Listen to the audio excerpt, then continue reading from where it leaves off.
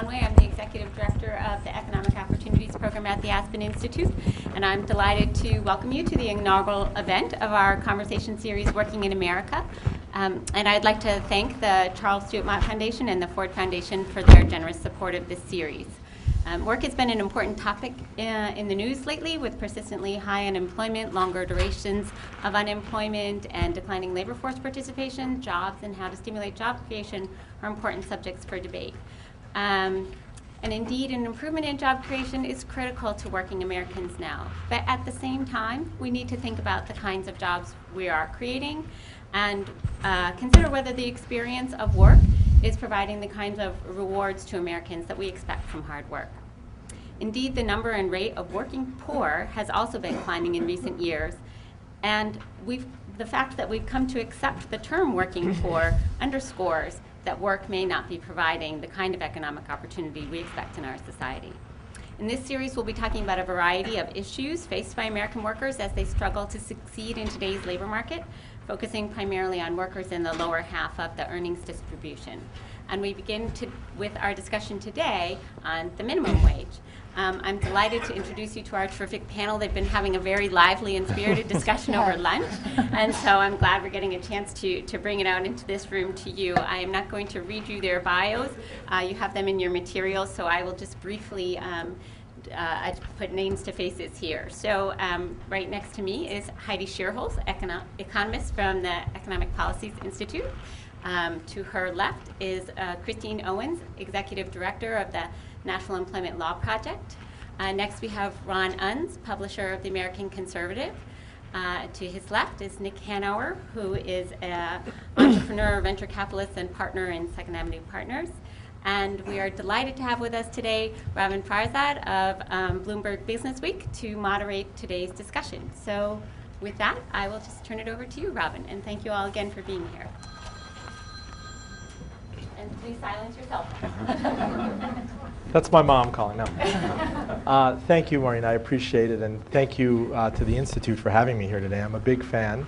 I start with one piece of journalistic wisdom to throw out there. As a business journalist, we are told that you never trust a venture capitalist not wearing socks. And as you can see, Nick did not let me down. I told him you should never trust a venture capitalist. Period. And also ones that don't wear socks. So looking at this environment that we are right now, I find that it's an interesting peg for this conversation in that there's a confluence of two things going on right now. The stock market is at an all-time high, and food stamp usage is at an all-time high. And I challenge you to find another period in recent economic history where you've seen that kind of divergence. I think writ large that speaks to a lot of the themes that we're going to get at here today, that there are kind of two choruses going on in this economy right now. Corporate profits, as Nick mentioned in the meeting we just had, as a percentage of output in this country are at a half-century high. Buying power, real buying power among kind of rank and file people out there is deteriorating. We have not had an increase in the minimum wage, for example, since it was pushed through in 2009. So even in real terms, and you didn't expect in this great recession, this great economic calamity of ours, $7.25 is actually closer to $6.75. And we certainly know that, for example, a high CPI number came in this morning. People know that they are paying more for food.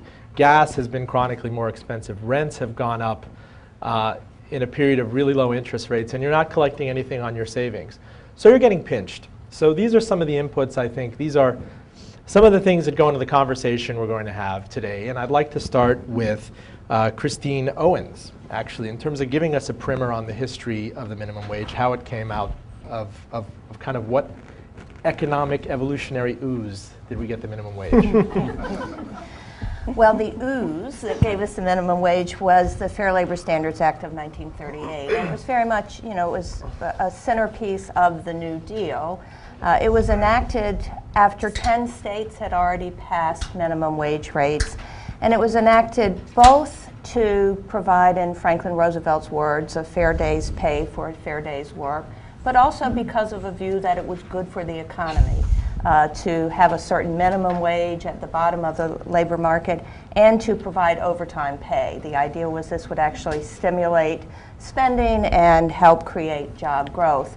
Over the years between 1938 and now, The minimum wage has been raised a number of times, so over the last 32 years, Congress has only enacted 3 increases. And this really gets to your point about the $7.25. The minimum wage reached its high point in terms of spending power in 1968. And that was after, in general, increasing every so often until it reached its high point. But then during the dark days of the 1980s, the minimum wage was frozen at I think it was under $3 an hour for 10 years. So that by 1991, the minimum wage was at its lowest value since 1968. Okay.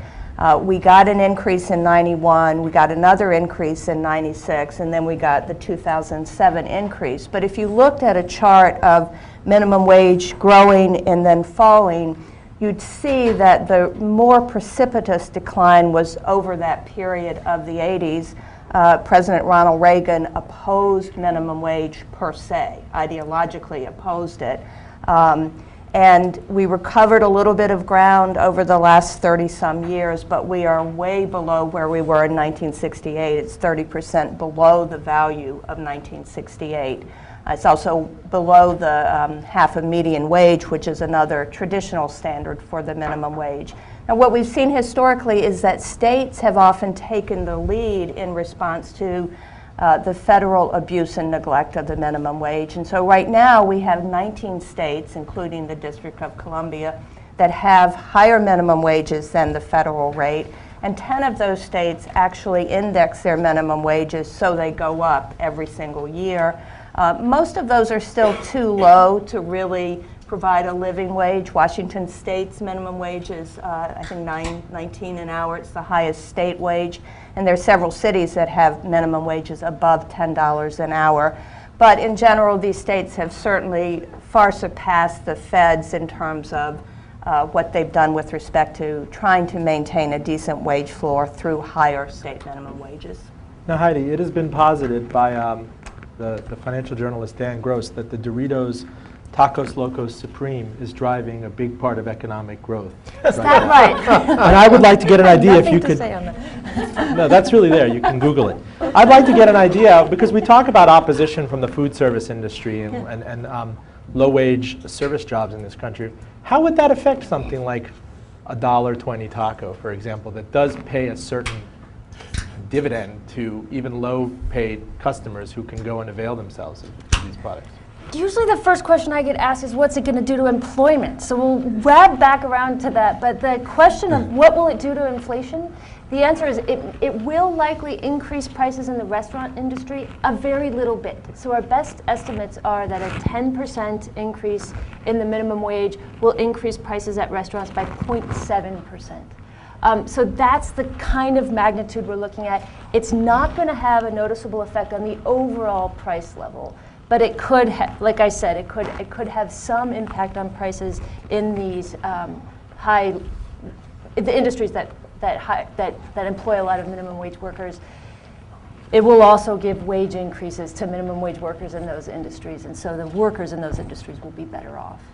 Now, Ron, you know we're in a period right now of budgetary showdowns every 2-3 months. I call one, if not the fiscal cliff, then the budgetary butte. You posit that actually this could be framed in terms of, there's a counterintuitive point that there is political strength to be gained from this. From the numbers that you crunch, for example, there could be a big windfall to federal coffers. How does that work?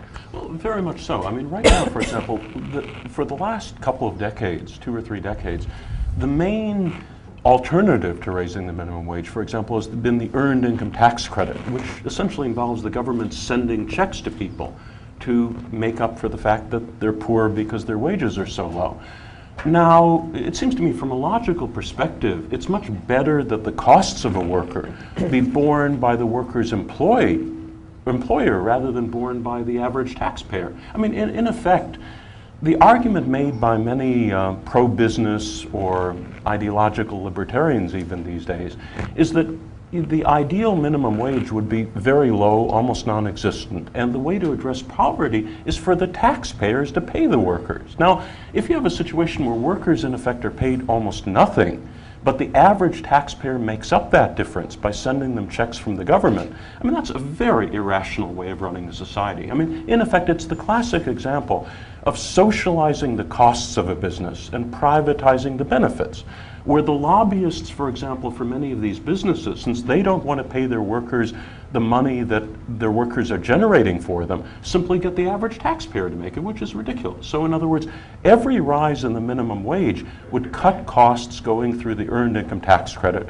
Furthermore, when we look, for example, at the taxes right now going towards Social Security or medical expenses, those, again, a rise in the minimum wage means more of that is paid to the government. And that would help buttress right now our social services system and, eliminate, for example, a collapse in Social Security or the need to raise Social Security tax rates to a much higher level.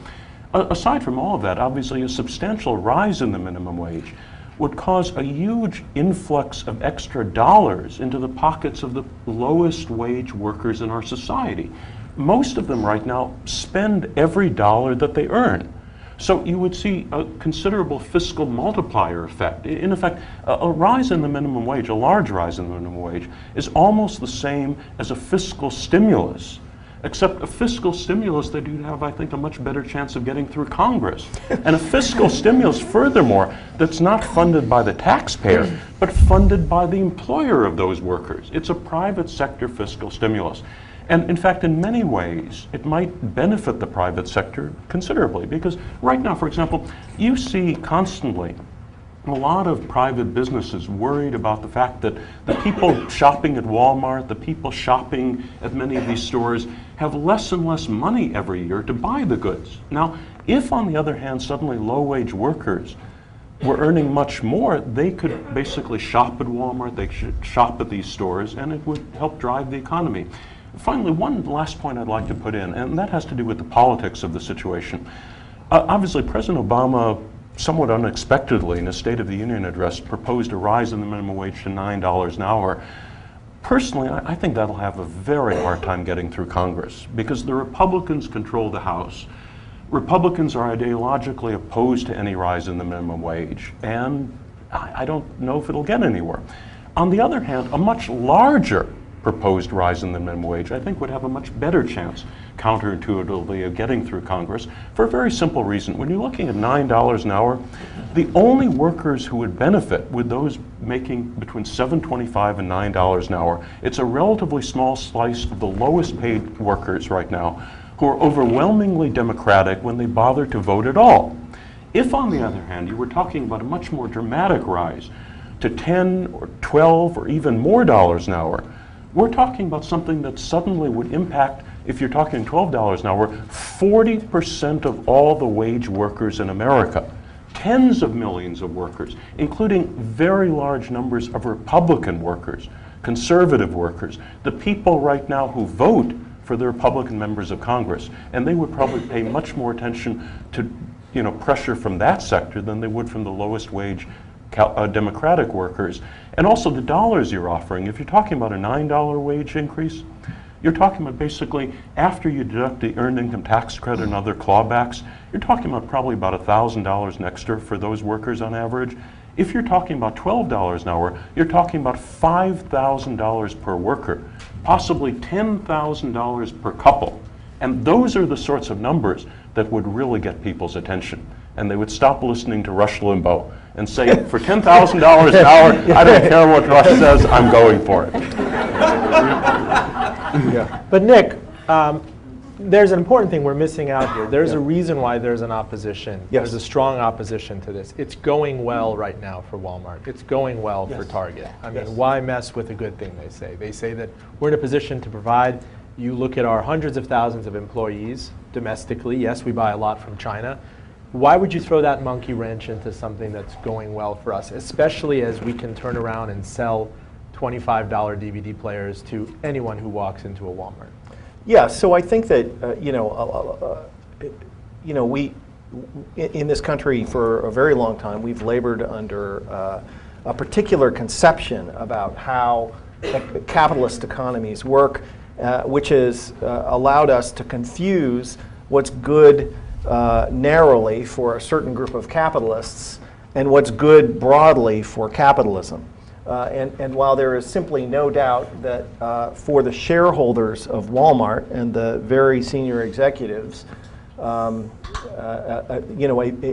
low and plummeting minimum wage is in the short term good for them, it's by no means good for the economy in a sustained way. And this whole sort of framework of trickle-down economics, this idea that if you make the rich richer, if you make profits higher, that will generate jobs and shared prosperity, which is accepted, by the way, on the right and left, is just false. If there was a shred of truth to the idea that the more profitable corporations got, the more jobs they'd create, or the better the economy would be, then today, for instance, given that profits are already 50-year high, we should be drowning in jobs. But Walmart has said, will say, the executives in your presence, that we've been mercilessly pushing prices down, and yes, that's killed the mom and pop, but again, this dividend accrues to John Q. Public. I'm sure they could back of the envelope for you and say, since we were founded, we've afforded people this standard of living and these products that they otherwise wouldn't be able to get. But Robin, even Walmart is panicking about the destruction of the middle class today. Even in places like Walmart, people are discovering that the customers that they used to have are disappearing and becoming poorer and poorer. I mean, the problem is that economies, which are complex adaptive systems and are characterized by positive feedbacks, are either in virtuous cycles or death spirals. And we are currently in a death spiral of falling demand. As the average worker earns less and less, and a tiny minority of people earn more and more, you break the cycle of the virtuous cycle of increasing returns that capitalism is capable of creating. And the beauty of raising the minimum wage is that it dispenses with the very problematic competitive problems you have with, for instance, unionization, where one company is unionized and another isn't. So Walmart vociferously resists unionization, because if Walmart is unionized and they pay their workers $15 but other people don't, that's a terrible problem for them.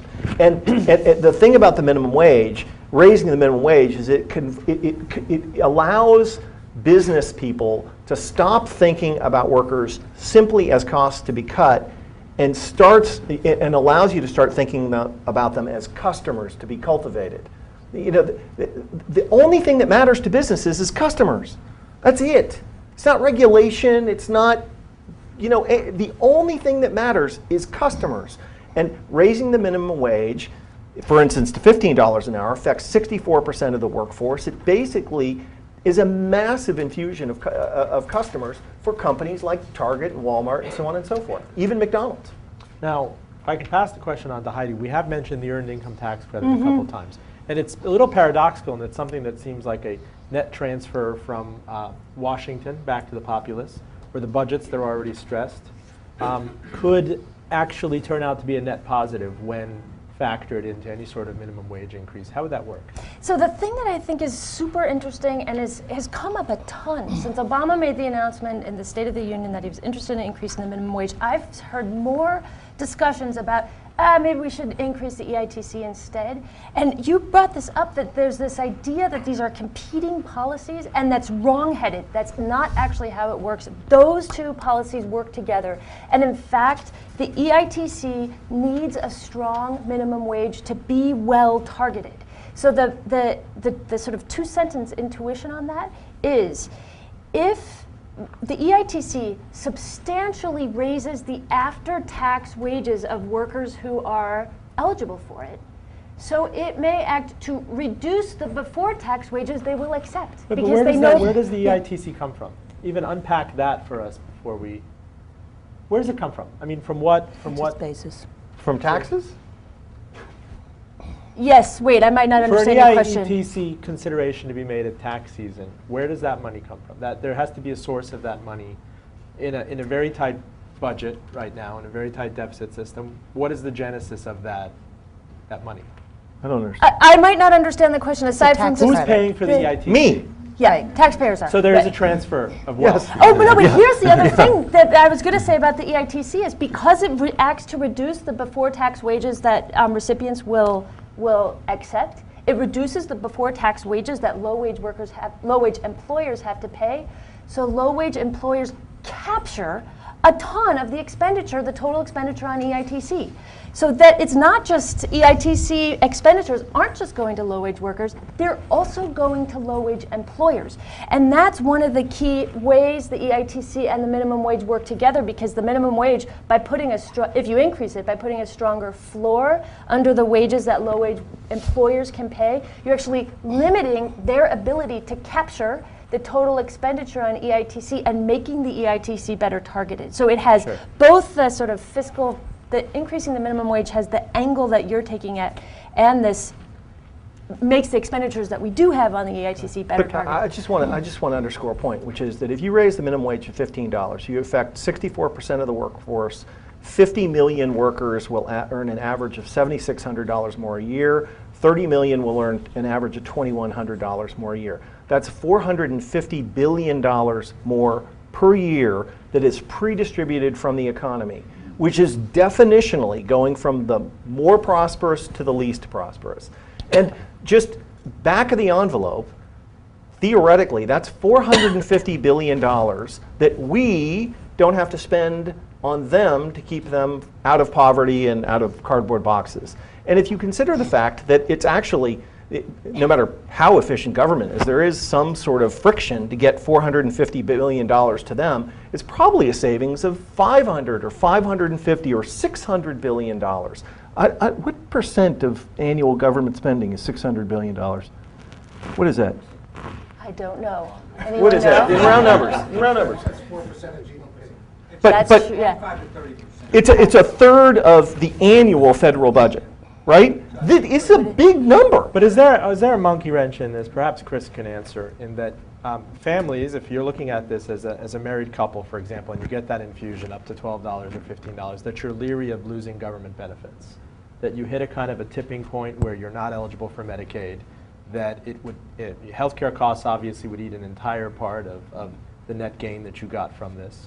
Is that a consideration? I think if you ask most workers whether they'd like to earn a decent minimum wage. What's wrong with that? Yeah, or get government benefits, they'd say. No, but this is the net package, though. If you do it on your own and you have to go out and give up Medicaid, I mean, first I think give up SNAP, then it's a fully loaded cost. No, it's a fair question. I don't know if there's a calculation that people have to make that overall my net gain out of these out-of-pocket expenses, because I can't imagine that these retailers are going to ramp up medical coverage in addition to they're a moving in minimum the wage opposite increase. direction, actually.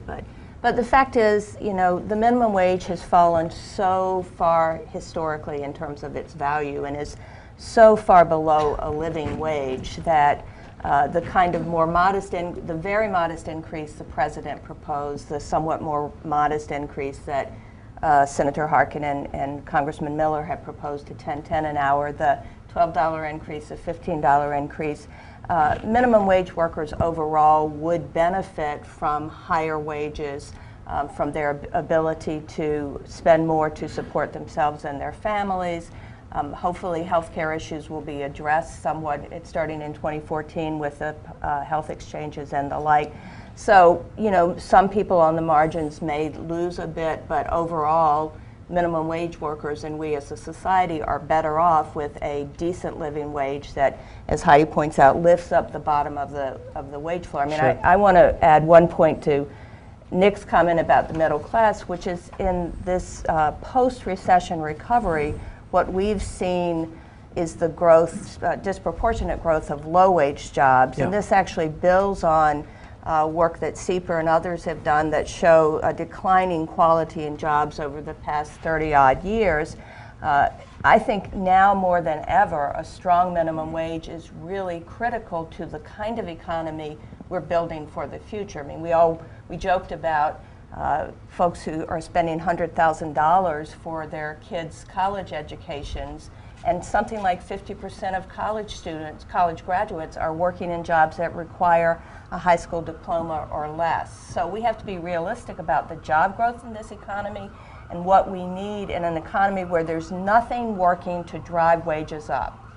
And we need a strong minimum wage to build the bottom of of the wage floor at the bottom of the labor market, because that increasingly is going to be the labor market that our kids are going to be going into. Right, and just for context, because we are in a context with trends. So in 1980, the top 1% shared 8% of national income. The bottom 50% of Americans shared about 18%. Now, the top 1% share about 24% of national income. The bottom 50% share 12% of national income. If you run just a straight line linear extrapolation, if you just assume that the trend continues, in another 30 years, the top 1% will have 37% of national income, and the bottom 50% will share 6%. So here's the problem with that. Forget the revolution and the death and the politics of that. I have many businesses, but one of them is we manufacture bed pillows and down comforters. And the problem is that I make approximately 1,000 times the median wage, right? Or annually. But I only still use one pillow. I don't have 1,000 pillows. Neither does any other person who earns 1,000 times the median wage. You can't operate a pillow business selling to 1% of the population. I need everybody to be able to buy a pillow. It just doesn't work. It's like Monopoly, right? When one person gets all the money in the hotels, the game is over. That's the problem with capitalism, is that when one person gets everything, the game is over. It feels good for the one person, but and this is the issue. This is why you have to do these things. Now, Ron, this is interesting in that somebody had flicked at it earlier. There is a Southern paradox here, in that people who are disproportionately Republican voting are disproportionately to benefit from an increase in the minimum wage. How does that work? Well, I mean, that's the whole thing. In other words, the ideological skew of this issue is a little bit contrary to reality. In other words, it seems to me that the strongest single force focused in opposition to the minimum wage really tend to be sort of ideologues and maybe the lobbyists who are driving them, in that, when you think of it from the point of view of, free market economics, it really doesn't make much sense for employers not to have to pay their own workers and to have the government pay the workers via something like the earned income tax credit. But, obviously employers would prefer not to have to pay their own workers and have taxpayers pay their workers. And so, since employers have a lot of lobbyists and they fund a lot of think tanks and employ a lot of academic scholars who sort of are willing to focus on certain things and not other things, you really see a situation where, for example, most conservative intellectuals support direct fiscal transfer via the earned income tax credit, even though it's contrary to every principle of logical free market economics, while something else which really makes much more sense is simply to force workers to get money from the people who are getting the value of their labor. And in the meantime, you say Southern whites provide the ballast of the party. Exactly. And one of the key things is when you look at the politics of the issue again, if you're focused on a small rise in the minimum wage, the people who benefit tend to be Democrats and people who don't vote very much. And so it's going to be very hard to get, for example, the Republicans to support something like that. On the other hand, unfortunately, the data doesn't show Democratic versus Republican affiliation. But if you use, for example, Southern whites as a proxy for Republicans, because probably 90% of them vote Republican or more, it turns out that a rise in the minimum wage to $12 an hour would benefit 40% of all Southern whites. And that's the sort of thing, huge benefits, $5,000 a year per person. I think that would put a lot of pressure on the Republicans in Congress to support something like that. Another aspect of the issue, which is a little bit, usually doesn't get much attention, is the relationship of this to a very hot button issue among conservatives, which is the whole immigration issue. It looks like Congress right now is moving towards an amnesty proposal and possibly changes in legal immigration as well. And I think some of those ideas make perfect sense, but I don't think they make any sense unless they're combined with a large increase in the minimum wage. For example, right now, a hugely disproportionate share of the current illegal immigrants in the United States are employed in the lowest wage sector of the society. Once they get their amnesty, once they get legal papers, many of them will be able to get better jobs, will move up the economic ladder. But if those jobs, if those very low-paid jobs still exist, if they're allowed to exist, that will simply cause a huge suction effect where a new generation of illegal immigrants will come to the United States. In other words, right, how if you have people who are making $8 an hour, and once they get legal papers, they can get a job that makes $10, $12, $13 an hour. But if the $8 an hour job still exists, then obviously that would provide incentives for another wave of illegal immigrants to arrive. And that's exactly what happened after the 1986 Immigration Reform Act. In other words, it legalized the existing illegal immigrants, but a new wave came in afterwards. Now, it seems to me that, if you combine the current amnesty proposal with a large increase in the minimum wage, not only would the current low-wage workers benefit, but it would drive out of the economy those ultra-low-wage jobs, which tend to produce a vacuum effect for illegal immigrants. In other words, the vast majority of illegal immigrants come to the United States for jobs. That's the reason they come. Right now, many times they take these ultra-low-wage jobs that really should not exist in a developed country like the United States. In other words, one argument people make sometimes is that the problem with a high minimum wage is it'll destroy jobs. But it seems to me destroying, for example, sweatshop labor, destroying sweatshop jobs, that's not a bug, that's a feature. That's one of the benefits of a higher But minimum Ron, wage. wouldn't those sweatshop jobs go to Bangladesh? Certainly Or they China. would, and they should go there. In other words, you can't have, American society right now should not be structured in such a way that it has very large number of extremely low-wage jobs, where the only people willing to take those jobs tend to be immigrants who don't have documents. In other words, you really should have a system where we would follow the path, for example, of other countries around the world, developing countries, that over the years have gradually boosted their minimum wage so as to migrate the economy to a higher wage sector employment. We should not force workers to take terribly low-paid jobs, and we should not have those industries that can only survive if we're competing with Bangladesh for the lowest wage jobs in the world. Now, Nick Hanauer, you are that rare, enlightened robber baron. And as we said before, it's a few and far between example, but there are examples. Yeah. We mentioned Costco, Whole Foods. Costco, for example, has a very desirable job, has a backlog of people, pays people a living wage, has gotten press in the New York Times for it, paid out a fat special dividend to shareholders in December. That maybe you could have the Seattle best company, of both by the worlds. way. And it's a Seattle company. Please give us some We're so examples awesome. of when this kind of works in isolation. For example, one that is unionized, that is able to thrive and succeed in spite of its rivals racing to the bottom. There have to be more examples.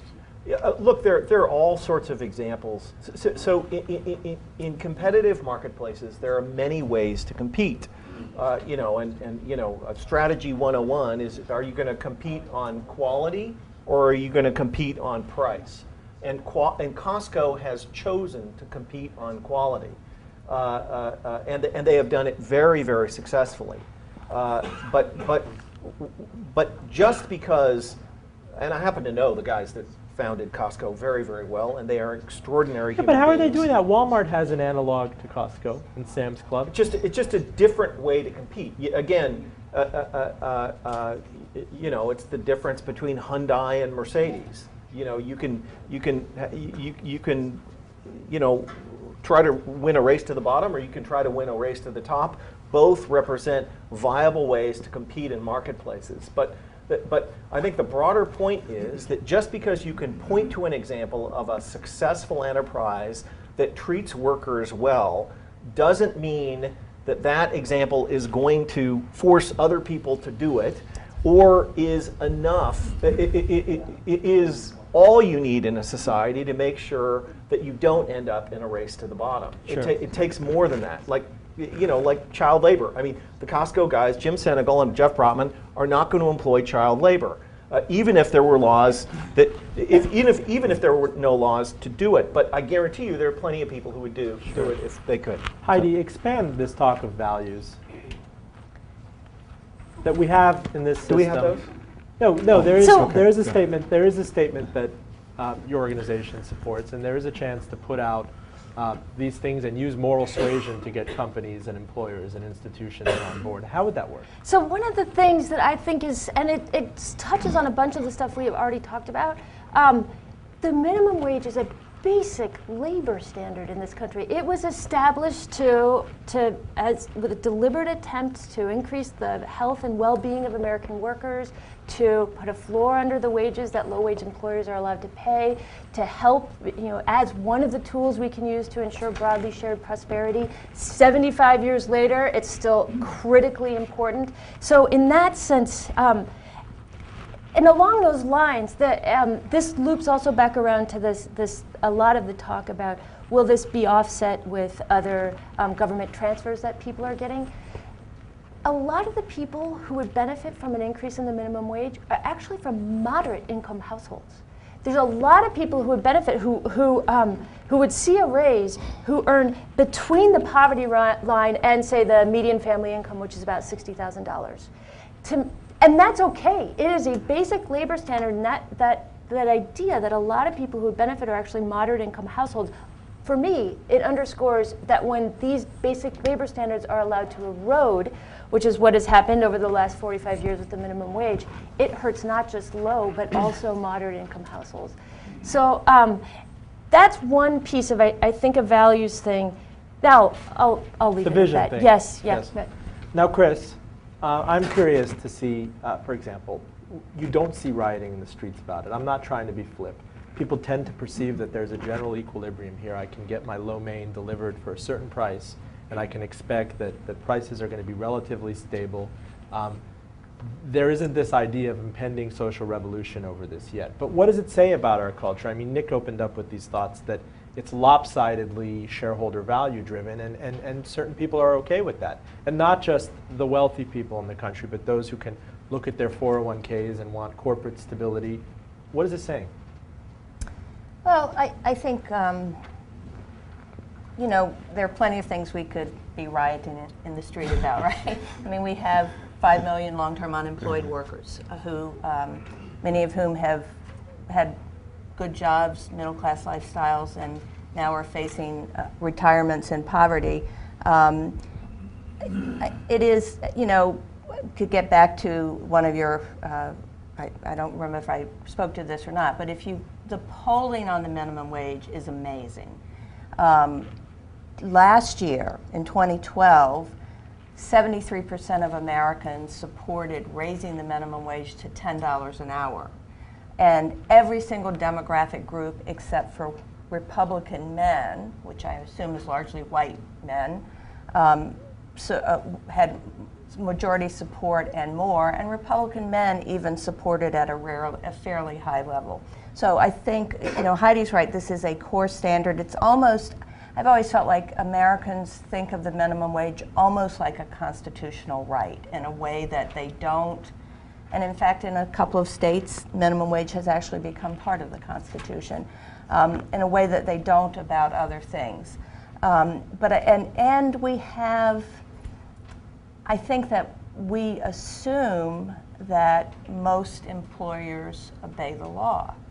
And we don't realize that, for example, in surveys we've done, 25% of low-wage workers have been denied payment of the minimum wage, which is pretty phenomenal. And I think that part of I don't think we're going to have rioting in the street over the minimum wage, although I think we could, because I really do think the sort of sleeping giant in all of this is those of us who have kids who have just graduated from college or will be graduating. And that social compact. Right, and going into a labor market in which there are no jobs, or the jobs they can get don't pay very well, that the consciousness around the minimum wage as a basic wage standard that lifts the floor for everyone is going to be elevated. And we don't have rioting in the street, but every time I do a talk radio show and callers call in, parents talk about that and their kids having come back home to live with them because they can't get jobs, or they can't get jobs that provide enough to pay rent or provide benefits and the like. So I think we could be Now, on the cusp of something in terms of a rising public awareness of and concern about wages, and I would say it's long overdue. We have a jobs crisis in that we lost 8 million jobs during the downturn. We still have a deep jobs hole to fill, but we have a greater wage crisis, which EPI has documented in great detail, and a big piece of that wage crisis, not the only part, but a big piece is the declining value of the minimum wage. Great. Now, Maureen, do we have 10 minutes for Q&A? Yes, we have 40 minutes. Oh, okay, great. That's great. Go ahead. Yeah, I faced this issue because I was in the House for many years, and Dan Glickman's my name, and I work here. And I favor an increase in the minimum wage, but you know, there's kind of a disconnect here.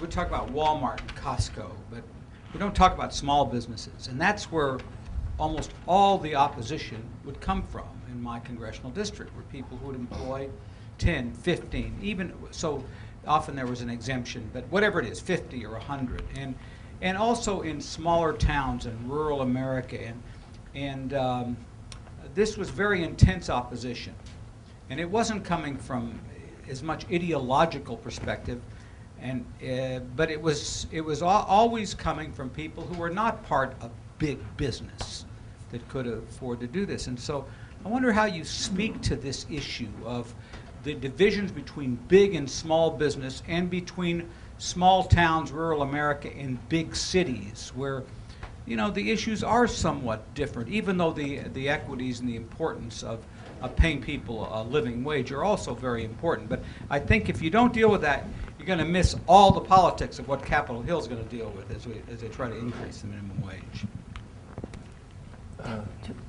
Well, you know, I mean, certainly that's a factor. Now, it seems to me one of the key issues is that, you know, so long as the minimum wage is lifted uniformly, I would think most of those businesses you're referring to could simply raise their prices a little bit. Yeah. In other words, you know, the whole thing is, if you have a situation right now where they're subject to serious wage pressure that hits them but not necessarily their competitors, they obviously have an incentive to oppose those changes as much as possible.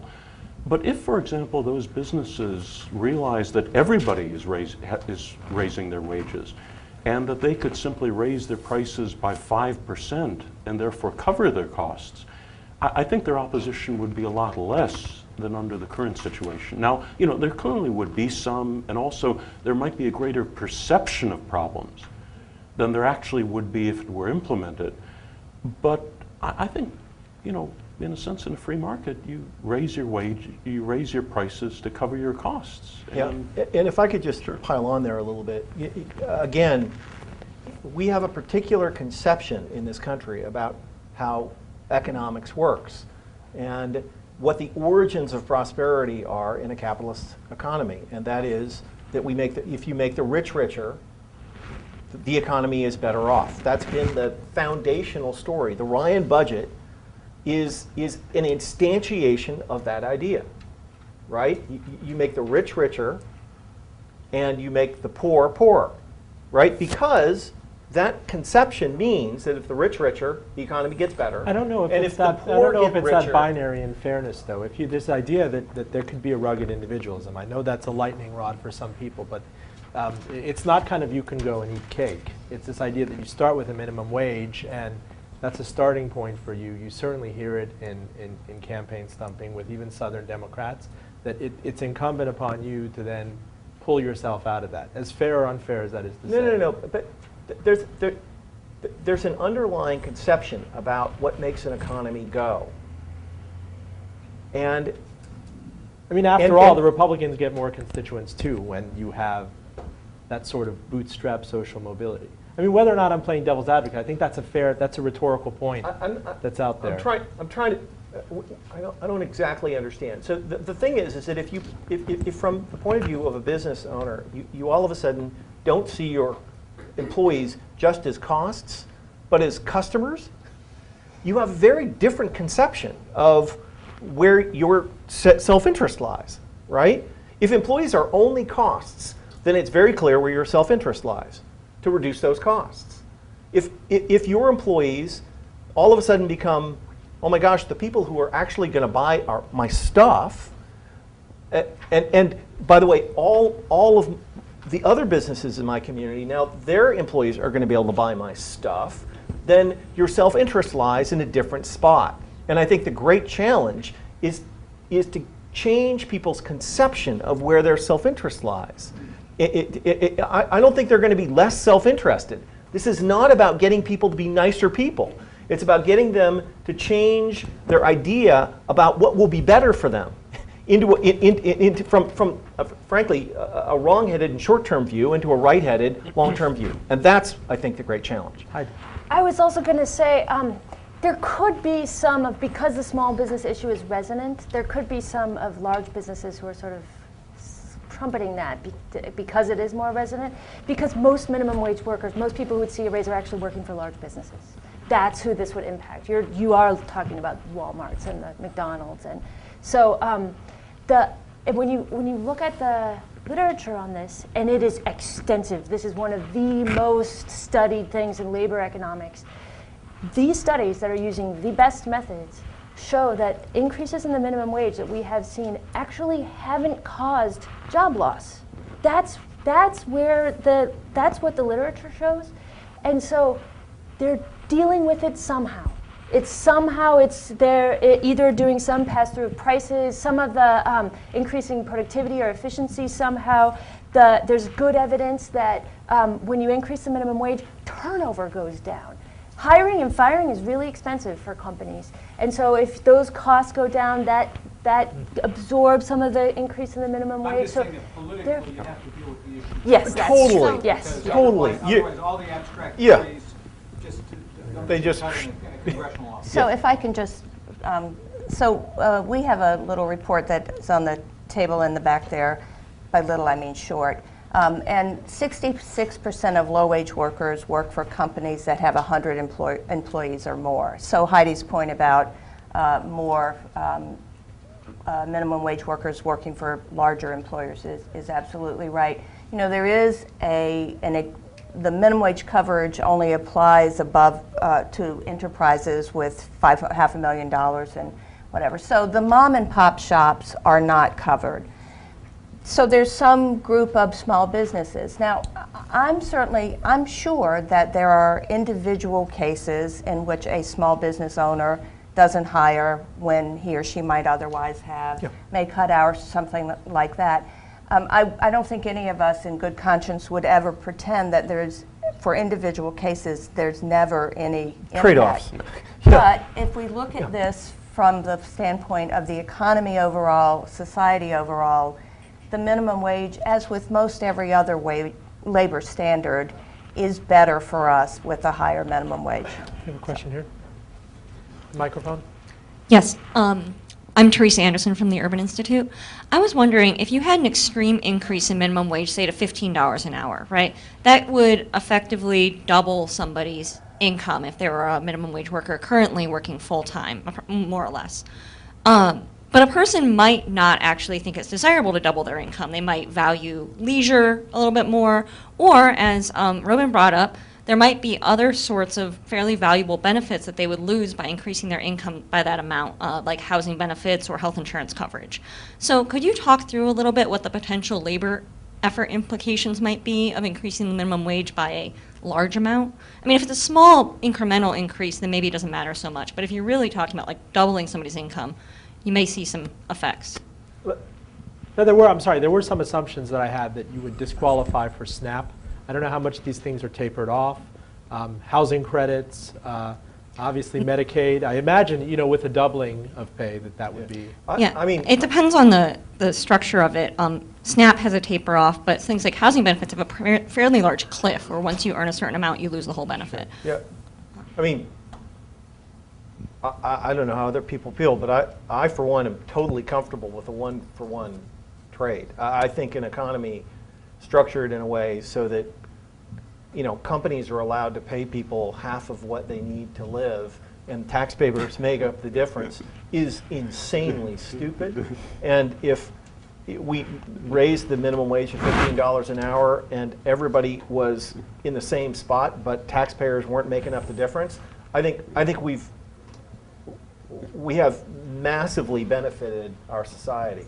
Now, I'd like to hope also that we'd make those people's lives a lot better in the process by continuing a bunch of these things and by being infinitely more efficient in the way that we deliver economic prosperity to people via their employers rather than through, a variety of other spots. But for me, I'm totally comfortable with that. That would be a giant, giant benefit to our society. It sort of personally. seems to me that the flip side of that question, and I know you don't intend it, but is the argument that that someone made that if you really believe in economic freedom and you have an employer who's willing to pay $5 an hour and an individual who's willing to do a job for $5 an hour, shouldn't we do that?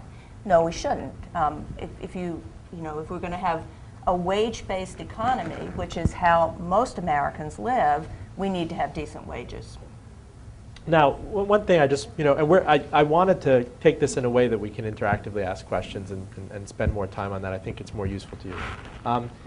There are ways of getting around this at will if you're an employee. I mean, there's a lot of slack in the labor system right now. We're not creating nearly the number of jobs that have to keep up with population growth and the hole that was blown in employment, full employment, coming into this 5 years ago. So if you go on Craigslist, there are movers who are willing to move you for free if you give them another engagement or a referral out of that. There are people who are willing to accept the minimum wage and work long hours, maybe off the books. That is part and parcel of a system where we're far away from full employment. How do you see this juxtaposing with an increase in the minimum wage? Suppose it pushes through, $9 an hour. There's still so much slack in the system that could undermine that. So the literature on the effect of increases in the minimum wage on employment suggests that it's not different when the unemployment rate is very high. That you also do not see a negative impact on employment when you are in a very slack labor market like we're in right now.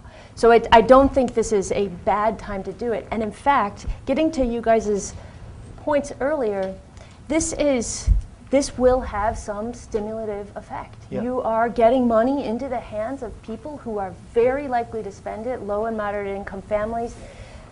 That's going to stimulate some economic activity and generate some jobs. So this will actually work in the right direction. Yeah, Robin, for my own part, I'm not motivated. I'm not a social justice guy.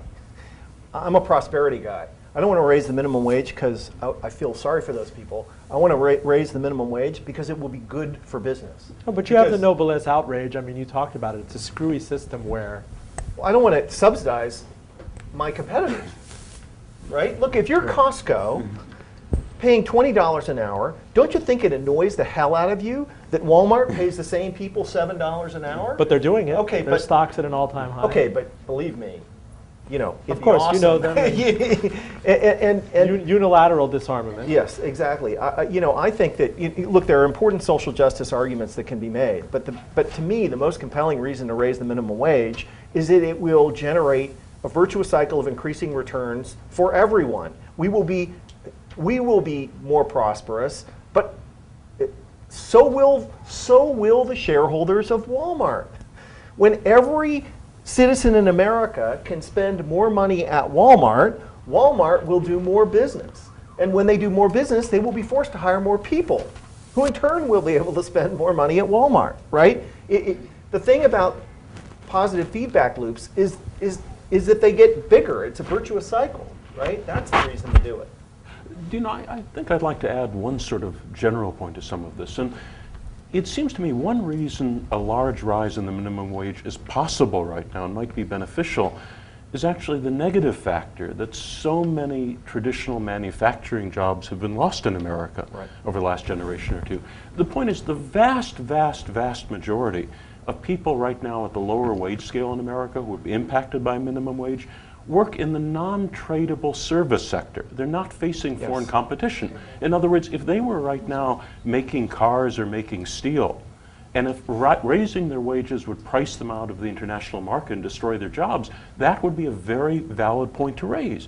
But those jobs don't exist anymore. Yes. The figures I've seen are that if you're looking, say, at a $12 an hour minimum wage, only roughly 3 or 4% of the workers impacted work in the manufacturing sector. So you know, in a sense, maybe it would have been much better if we hadn't lost all these manufacturing jobs over the last generation or two, but they're gone.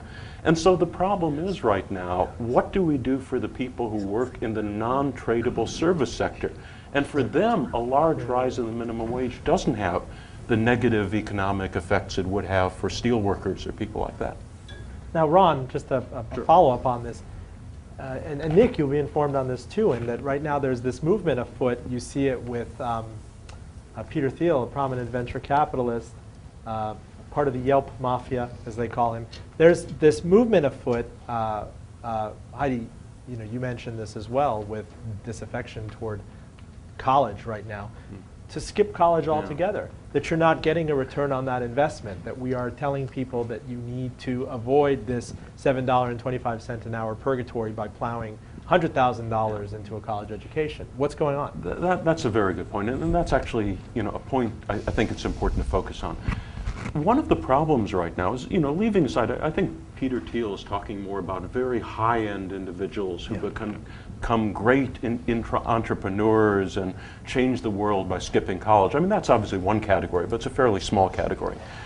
What we're talking about right now is that the vast majority of people who go to college, in many cases, are getting degrees in areas like business studies, which, you know, is not what people think of as a traditional college education.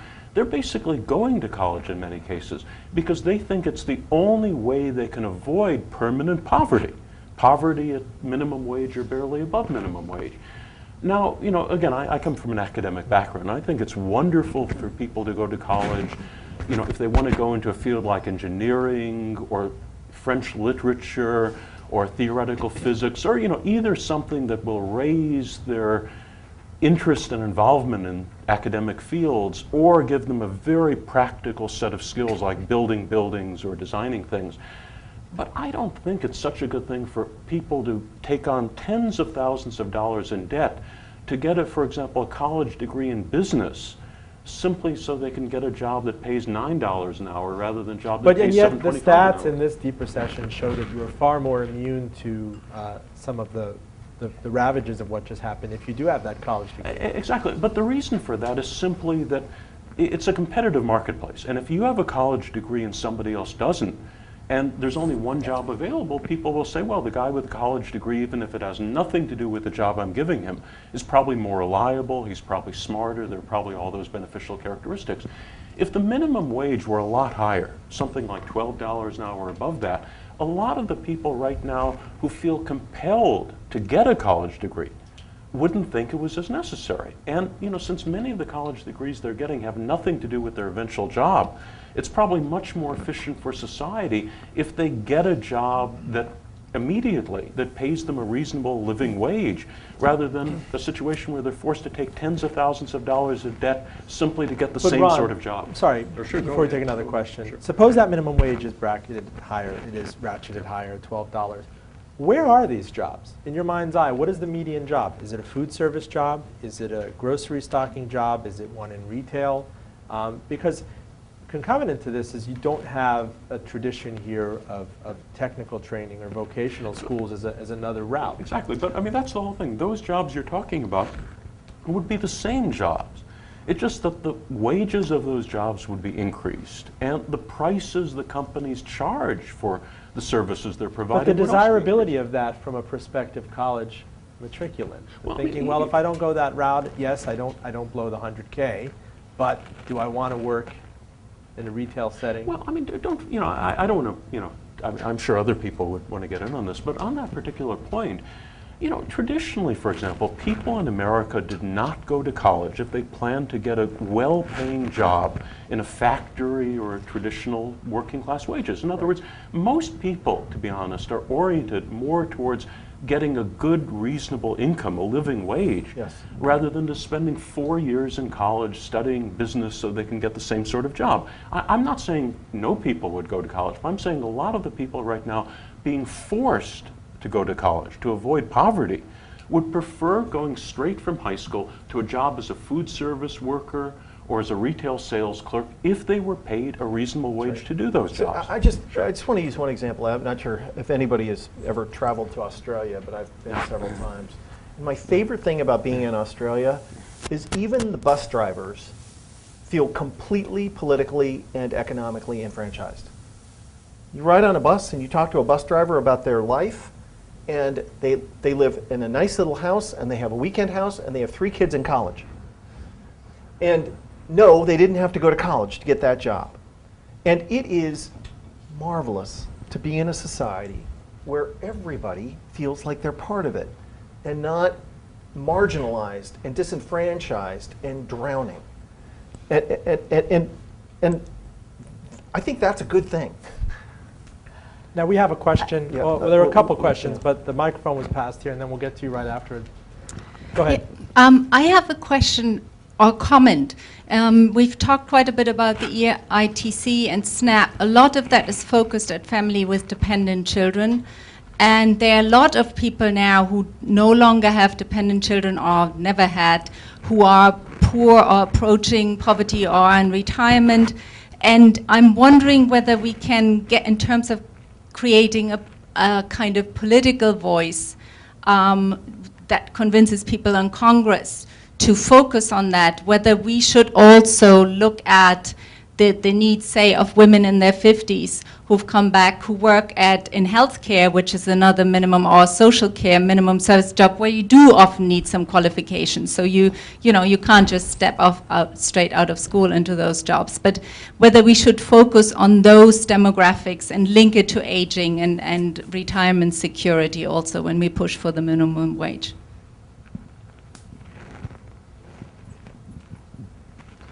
Question here. Thanks. My name is Larry Michelle with the Economic Policy Institute. I just want to comment on the college minimum wage thing, because I've worked a lot on both of those things. And I think we shouldn't get trapped in the either-or kind of thing. I mean, the point is that 1/3 of the workforce now has a college degree or more. And in any foreseeable future in the next 10 years, that's not going to be 50, 60, 70%, right? And there's no jobs for college grads that involve half the jobs. It's pretty clear that even college grads aren't doing well. Low-wage workers aren't doing well. In fact, it's pretty clear that hardly anybody is doing well.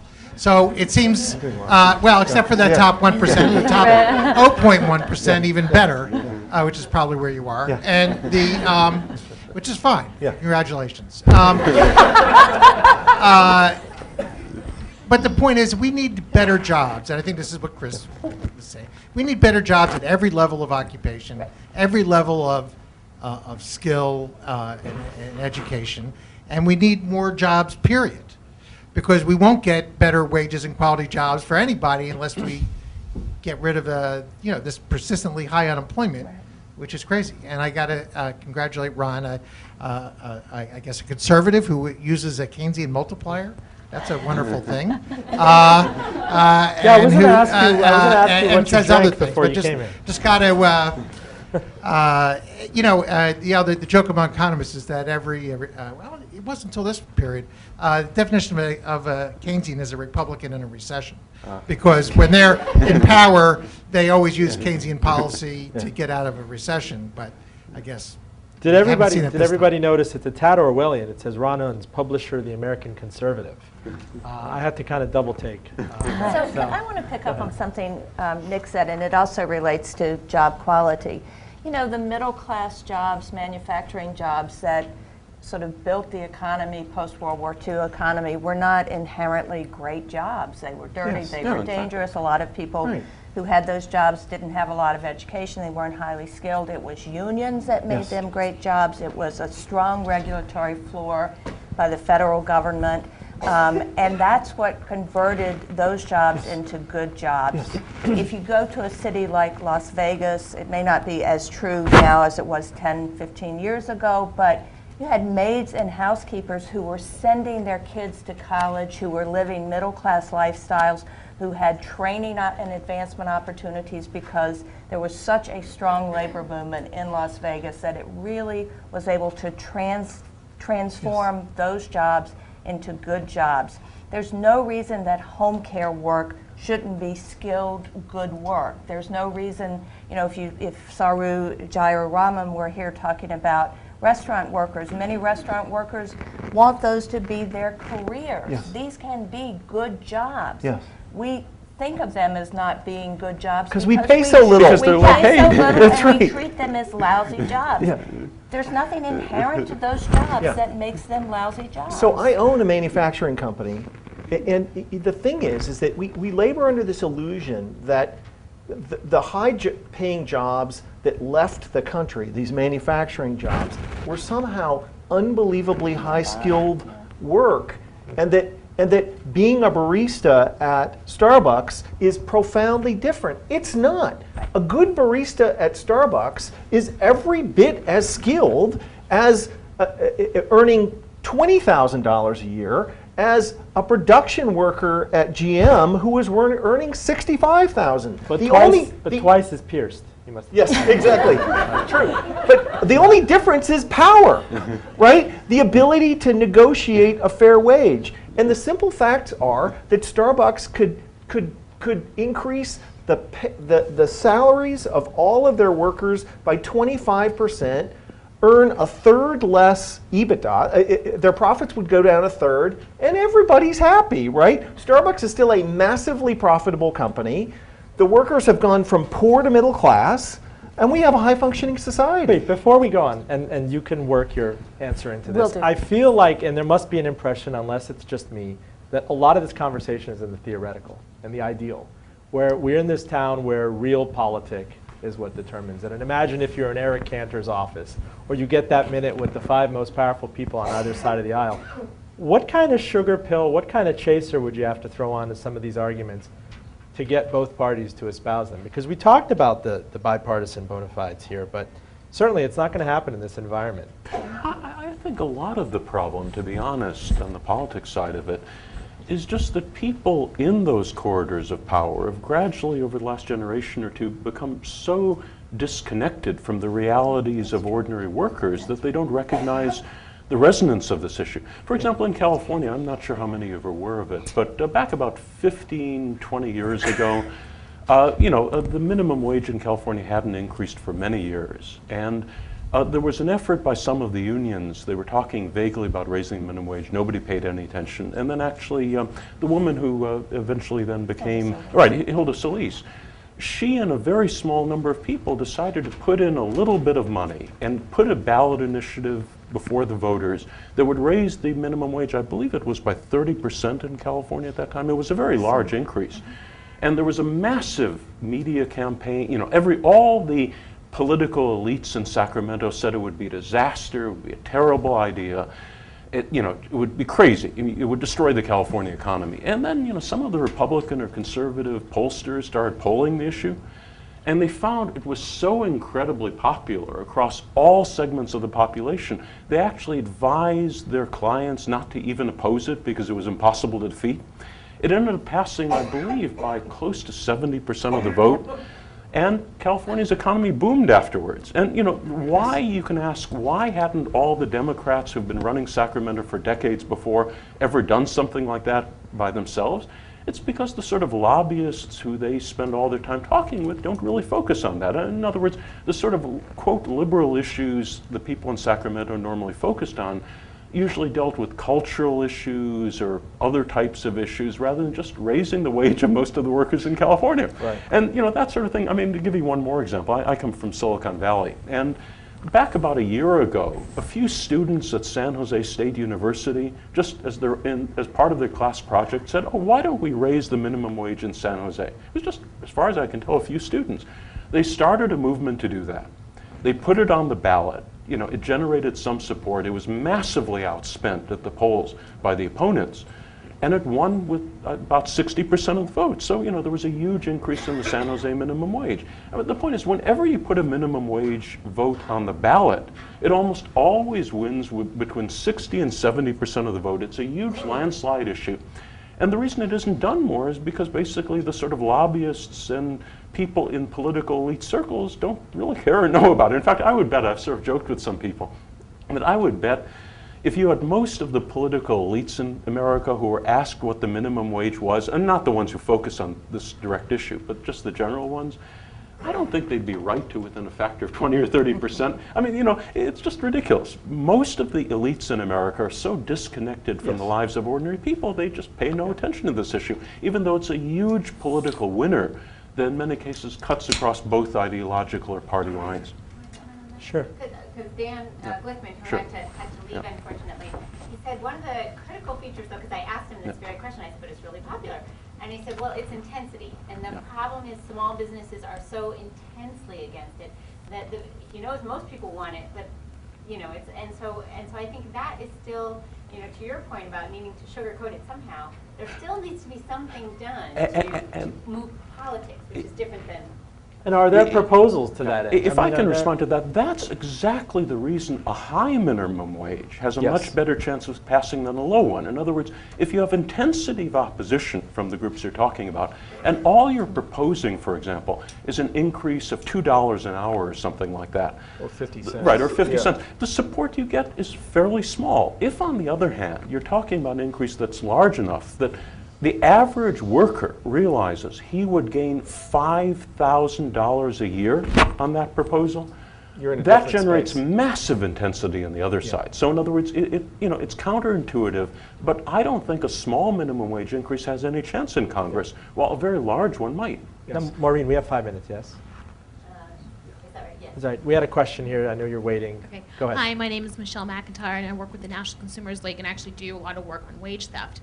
But it's interesting that we're having this discussion today because yesterday morning in the Senate Health Committee, it was about the minimum wage, and specifically Harkin and Miller's bill of $10.10 an hour, but also indexing that. Part of that bill includes tipped workers. Tipped workers are still paid a federal minimum wage of $2.13. And my question to you is, one, the indexing, and two, these tipped workers, because you know, we had in the 6 people who were witnesses, 2 of them were from the NRA, and in this case, that's the National Restaurant Association. And they're the same ones. I mean, NRA has a lot of different things going on with it, but this is the same, you know, group that was headed by Herman Cain back in the 90s, and that back in the 80s and the 90s, they were able to lobby Congress that every time that there was an increase to the minimum wage, the tip minimum wage stayed the same. So it's been there for over 20 plus years at $2.13. What can we do about that? And if you're talking about moving everybody to $50 an hour, are you also including those tip minimum wage workers? I have no idea. Yeah, the Harkin-Miller legislation would raise tip workers' minimum wage to 70% of the minimum wage, and then it would also be indexed and would continue to go up whenever the minimum wage went up. And a number of states actually have a more generous tipped worker guarantee or no tipped worker wage at all. I think Washington State may not have any at all. California doesn't. It's really interesting because you know, it largely affects restaurant employees. Most of them are women. Poverty is 3 times higher among restaurant employees than among any other group, and a lot of people who make their living serving food qualify for food stamps. I have a question over here. Well, actually, I have a comment. I'm Stephanie Powers at the Council on Foundations.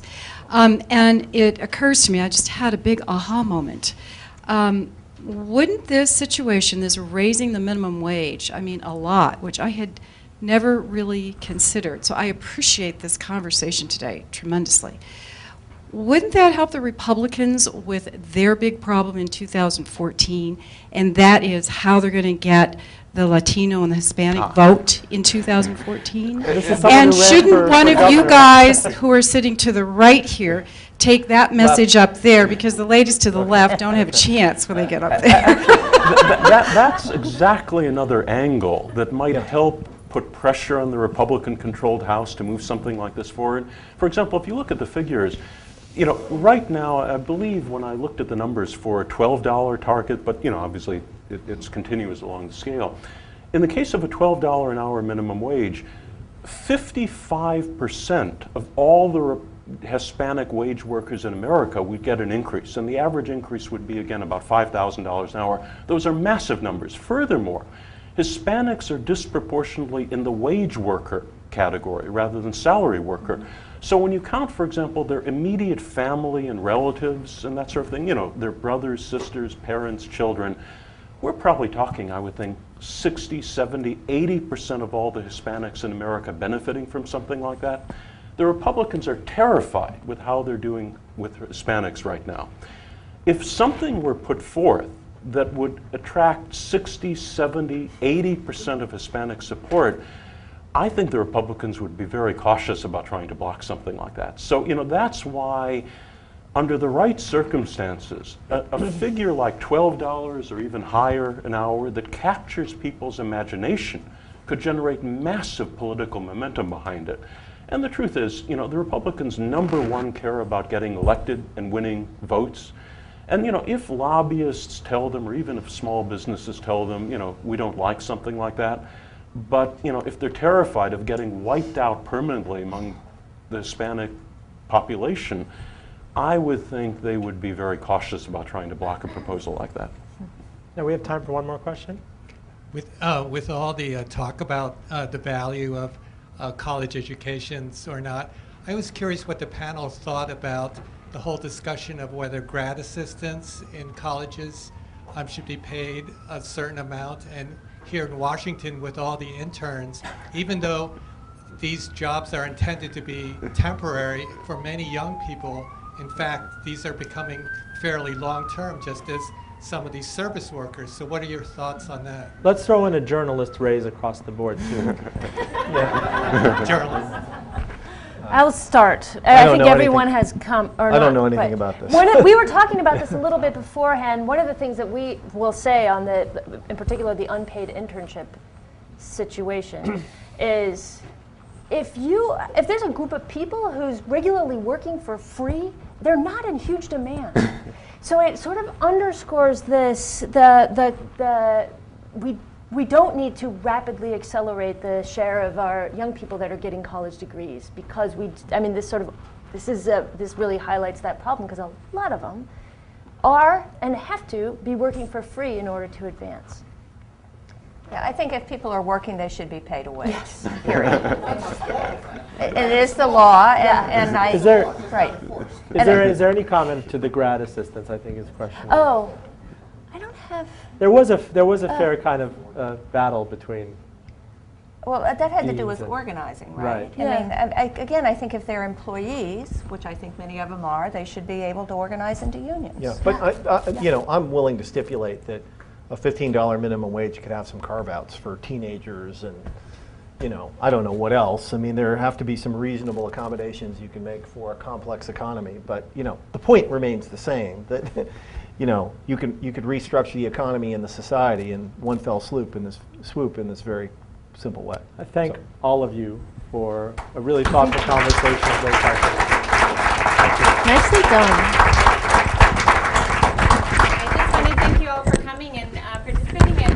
You'll hear more from us about future events. Thanks again. good source. So you're going to be a great.